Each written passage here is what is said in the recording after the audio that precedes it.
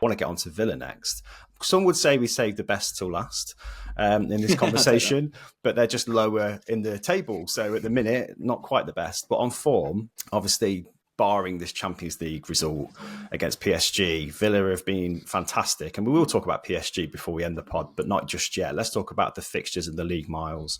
A comprehensive win this weekend, which we expected, obviously with some changes there too, again, which we expected. So the squad and the team should be fresher for the next leg against PSG. But how do you rate Villa's chances of maintaining their league form based on what you've seen? Big question. Oh, I don't even know where to start with it. I mean, the fixture list is difficult. It's a really difficult run of fixtures.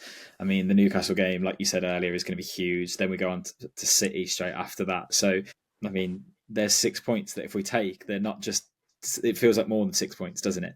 Because it's the teams that we're trying to face off with. Juggling that along with the two competitions, like we're the only side in England that are fighting on three fronts right now. That is hard. I mean, that might end this week with the PSG tie. I think a lot of people expect that it will. But yeah, I still think we've got a great chance of it, to be honest, because the depth of this squad is showing. 3 substitutes scored in this game for us this season. The first time that's ever happened for a Premier League side. 3 players come off the bench and score. That's brilliant. And it shows you what this squad has, because yes, we rotated, but it didn't look like a weakened side against Southampton. I was alarmed when I first saw the lineup because I was thinking, guys, it's Southampton. We don't need everyone here. Like, give Tielemans and Konsa a game off for a minute. But look, that's the options that we've got in this squad. We've got the depth there, and we should be able to compete with anyone for this place. I think the business they did in January, we've talked about a lot, attacking-wise, makes us a really threatening prospect for any of these teams. And we're giving people something to think about going forward a lot more often. So, yeah, I think although we have that tough run of fixtures, and I think it's more difficult than City's, definitely, like we talked about,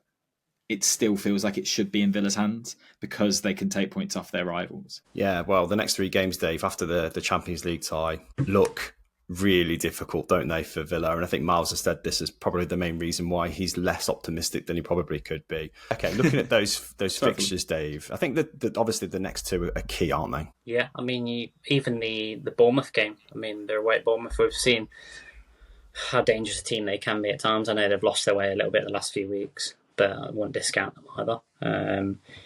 It's obviously, I think a lot was going to hinge on that PSG game. I think if they somehow get a result out of that, I mean, I can't see it myself, but can you imagine? Obviously, that carries them obviously into the next few weeks of the season as well. Rotating the squad's going to be a big, obviously a big mission, I think, for Emery, and obviously let's not forget about the FA Cup either. It's going to be a really interesting few weeks, and a couple of results could ultimately ruin the season or. Listen, Dave, I'm gonna press you for some more decisive answers than that, because that's too much on the fence for a neutral fan. Villa, Man City, Villa, Newcastle. How's those games going to go? I need to get an answer from you, man. I think it's going to be a draw, the Newcastle Villa game. Still sitting on the fence. I think it'll be a draw. I can see probably 1-1 or 2-2. Yeah. I think there will be opportunities. I think Newcastle will look to expose Villa at the back and playing out from the back. I think you would look at the intensity that they played. And with their front three and how physical they are with their midfield and Joelinton and Tonali at the centre of that. They can pose any team problems. And I think they will look to make an impact in that way. But I don't think either team want to risk too much because there's still so much to play for. I think a point for both teams wouldn't be a bad result, for being honest. That's the worrying thing about both those fixtures, isn't it, from a neutral point of view? Dave's right. Both that and the City game, both teams could go, all right, I'll have a point here. Let's just, no one's going to gain any ground here. Let's see how the rest of them play out. That I am a bit nervous about that. And then, yeah, the City game, it's very dependent on what City turns up, isn't it? The last few weeks, they've just been such a mixed bag. Villa could easily hurt them. We've seen how devastating they are in transition. I think that's the way they'll want to play. And they've not just got quick players, Villa. You know, they can bully you. You know, you look at the likes of Rodgers, Jacob Ramsey on his deck. These are real physical players, and they will take you apart if you give them the opportunity to do that. So I'm going to say probably Villa win that. I think they'll probably beat City. Yeah. I think from then on in as well, I think, like you say, the Fulham game away at Bournemouth again can be difficult, but I don't think Bournemouth will be particularly driven to get a result out of that, apart from just having a good finish to the season. Spurs at home, again, it's Spurs. We don't even know if Ange should be there at this point, do we? And then Man United at Old Trafford on the final day of the season, which, I mean, a definition of a write-off for United. I think we'll be on the beach by then and waiting for the season to end. So if you boys beat us on the final day and it costs us a place in the Champions League, I'm not doing this podcast anymore. I think I feel apologetic, mate. I'd be a bit gutted for you, to be fair. If one good performance you have in your belt for that game, I will be livid. Right, okay. It could be. I mean, you look at the run of each of those teams, and here you mention, there's arguably probably not an easy run-in out of those last few teams. I think there could be a lot of drop points, I'll be honest, from all teams.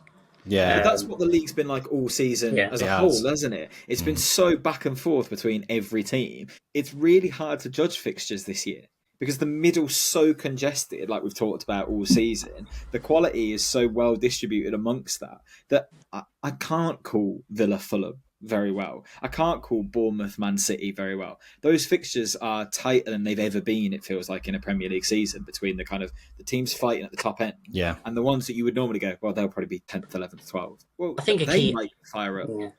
I think a key difference for me is you look at some of the coaches that some of these teams have got in, like Brighton, Bournemouth, Fulham even, Marco Silva, the job he's done there. You look at tactically how well they are set up and how well they're coached. I think that's a key difference in previous seasons now. They know how to beat some of the bigger teams, and probably where they are the underdogs, it suits them in ways. But that's where Villa should have an edge in this conversation, because I don't think anyone would dispute we've got the best manager out of the four, well, other than Guardiola, sorry, probably should throw that in there. Out of Newcastle, Forest, Chelsea and Villa, you're taking Emery over the other coaches. I mean, Nuno's doing a fantastic job at Forest, don't get me wrong, but Emery's a much better manager than any of them, I think. Well, I feel like this is new territory for him, though, to be fair, isn't it? This is new territory for Nuno to be competing at this level, and I feel like that's where his naivety is showing at the moment, is that his team aren't being set up in a way to take the initiative and to push his team to victory. They're kind of almost failing into the end of the season in some ways, whereas Unai Emery has got loads of experience to draw upon and failures as well, where he should have done differently. So I think you're right. We don't need to talk about that. No. But yeah, I think Villa are an interesting one. I think for those next two games, there's no defeats in there. It's a very interesting story. And as you say, the unknown of the rest of the fixtures is what is making this conversation so fascinating.